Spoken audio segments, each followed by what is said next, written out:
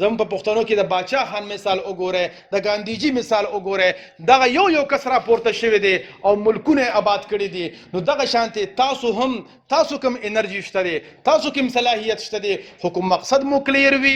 څنګه یو یونیورسټي ځان له وطن جوړولی شي، نو دغه شانتې زه وایم چې یو انسان هم یونیورسټیانې ادارې هم جوړولی شي، قوم هم جوړولی شي او وطن هم آبادولی شي. زموږ د مثال هغه دی، موږ خو غټ ویژن جوړو، غټې ادارې چلو، غټ تقریرونه کوو، غټ کتابونه لیکو، بلا د خدای کارونه کوو. خو نن موږ نه خپل کشران پاتې دي، نن موږ نه خپل مور پلار پاتې دي، نن موږ نه خپل رشته دار پاتې نه.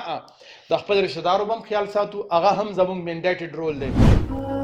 د خدای دپاره پښتنو سانونه وپېژنئ، ستاسو دپاره خو به ځان له پیغمبر نه راځي. نو دې مطلب دا واضحېږي چې زما کلیر ویژن نشته دی، زما کلیر پلانینګ نشته دی او زما مهنت هغه شانتې نشته دی کوم مهنت چې د هغې دی. یقین په خدای وکړه یو اسرائیلي جینۍ سره به چې کوم دی زما د دې ملک ځوان کبډي مو نه کي او په پرزونو به م ورنشي. فزیکلی هم سټرانګ دي، منټلی هم سټرانګ دي، سپریچولی هم سټرانګ دي، انټلیکچولی هم سټرانګ دي. ولې سټرانګ دي؟ پلانینګ یې دی، ویژن یې دی او غونډه دنیا چې کوم دی ځکه په لړزان کړې ده. نو چې څنګه یو یونیورسټي ځان له وطن جوړولی شي، نو دغه شانتې زه وایم چې یو انسان هم یونیورسټیانې ادارې هم جوړولی شي، قوم هم جوړولی شي او وطن هم آبادولی شي. دا یو مثال نه دی. د ډاکټر کینګ مثال وګورئ، د نیلسن منډیلا مثال وګورئ، د ډاکټر مهاتیر محمد مثال وګورئ، زموږ په پښتنو کې د باچا خان مثال وګورئ، د ګاندیجي مثال وګورئ. دغه یو کس راپورته شوی دی او ملکونه آباد کړي دي. نو دغه شانتې تاسو کوم انرژي شته دی، تاسو کوم صلاحیت شته دی، خو کوم مقصد مو کلیر وي او مهنت کوئ او ستاسو ګول سیټ شوي وي او د هغې مطابق ژوند تېروئ، نو هغه ورځې لرې نه دي چې موږ به چې کوم دی انشاءالله العظیم یو تکړه او قابل قوم پروډیوس کو. او آخري بیلنسنګ اپ رول دی. کله مونږ په جذبه کې راشو، زه چې کله چې ته ټریننګ ورکم نو خلک وایي چې بس زه به ځان له ویژن جوړوم او سبا به ځم او انشاءالله العظیم کار به شروع کوم. نو په دې جذبه کې مونږ نه کله یو نقصان وشي. نقصان څه وشي؟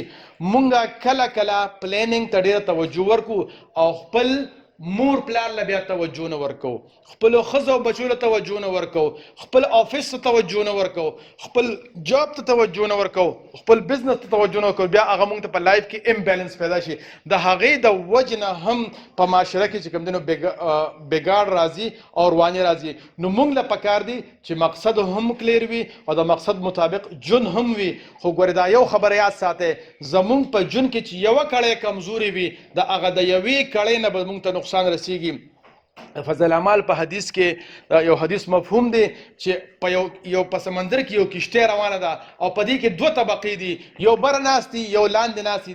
دا لاندې خلک سوچ وکړي چېرې موږ به داسې کار وکړو چې لاندې به سمندر ته یو سوري وکړو، څه به بره خیجو، د بره خلکو نه به اوبه راغواړو، نو بس ځان او په اسانه اوبه راوړو، دې ته به تکلیف هم نه رسېږي. نو ویې کو دې برې خلکو د دې لاندو خلکو دا سوچ ونه کړه چې دا خلک کو داسې کار وکړي نو کشتۍ به غرقه شي. نو دا کشتۍ به غرقه شي، دا دواړه طبقې به غرق شي. نن زموږ د مثال هغه دی، مونږ خو غټ ویژن جوړو، غټ ادارې چلو، غټ تقریرونه کوو، غټ کتابونه لیکو، بلا د خدای کارونه کوو. خو نن مونږ نه خپل کشران پاتې دي، نن مونږ نه خپل مور پلار پاتې دي، نن مونږ نه خپل رشته دار پاتې نه. د خپل رشته دارو به هم خیال ساتو، هغه هم زموږ منډیټډ رول دی. د خپل مور پلار هم خیال ساتو، د خپل بچو به هم خیال ساتو، د خپل ګاونډ به هم خیال ساتو. او که په ژوند کې بیلنس نه وي نو بیا مونږه سکسسفل او کامیاب ژوند نشي تېرولی. تھینک یو ویری مچ، جزاک الله خیر.